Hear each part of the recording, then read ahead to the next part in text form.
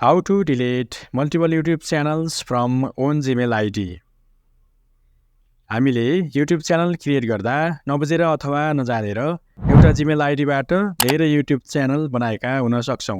कतिपय अवस्थामा हामीले एउटा Gmail आइडीबाट मल्टिपल YouTube च्यानल बनाएर चलाउन पनि सक्छौं।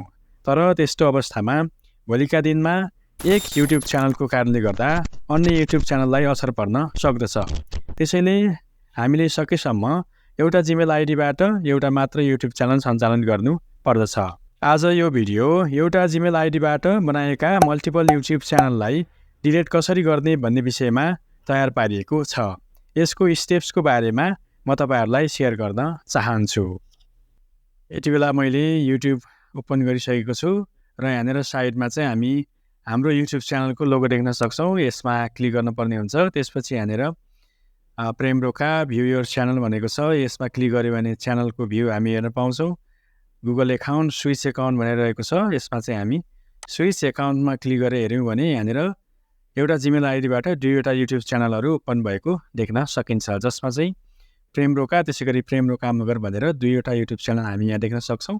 यो मध्येमा एउटा मेन च्यानल हामीले चलाइरहेको च्यानललाई राखेर अन्य बनेका मल्टिपल YouTube च्यानललाई डिलिट गर्न सक्छौं। यति बेला म प्रेम रोका भन्ने YouTube च्यानललाई चाहिँ डिलिट गरेर देखाउन चाहन्छु। त्यसको निम्ति पुनः हामी यता ब्याक गएर भ्यू योर च्यानल भन्ने अप्सन रहेको छ। यसमा चाहिँ क्लिक गर्नुपर्ने हुन्छ।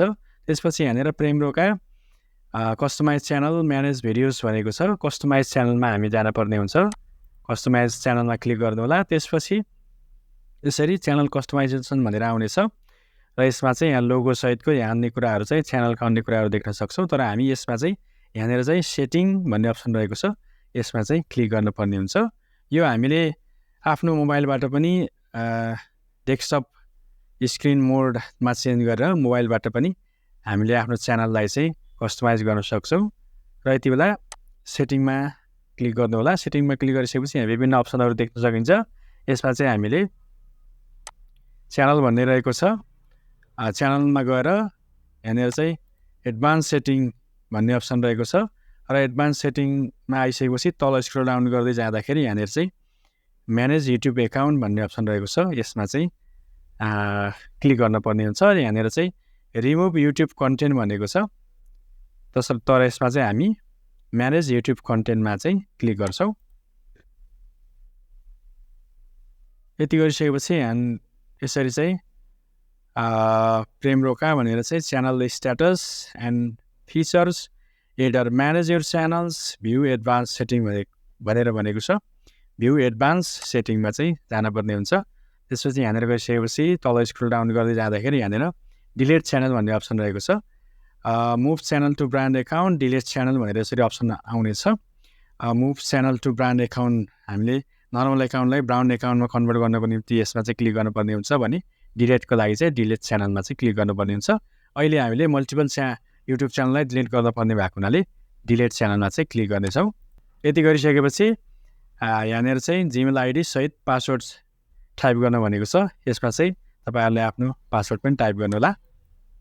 यसरी मैले यहाँनेर पासवर्ड टाइप गरिसकेको छु र यसपछि नेक्स्टमा क्लिक गर्नुपर्ने हुन्छ। नेक्स्टमा क्लिक गरिसकेपछि यहाँनेर चाहिँ रिमुभ युट्युब कन्टेन्ट भनेर hide or delete your content from YouTube भनेर भनेको छ। र यसमा प्रेम रोका भनेर यसरी आएको छ। I want to hide my YouTube channel. I want to permanently delete my content भनेर भनेको छ। यसमा चाहिँ हामीले यसमा क्लिक गर्नुपर्ने हुन्छ। त्यसपछि गएर permanently deleted भन्ने अप्सन रहेको छ। यहाँनेर चाहिँ एनी पेड सब्सक्रिप्सन भनेर भनेको छ। यसमा चाहिँ टिक गरेर त्यसपछि हामीले चाहिँ डिलिट गर्नुपर्ने हुन्छ है। त्यसपछि यहाँनेर चाहिँ इमेल आइडी टाइप गर्नुपर्ने हुन्छ। हामीले यहाँनेर भएको इमेल आइडी टाइप गर्नुपर्ने हुन्छ।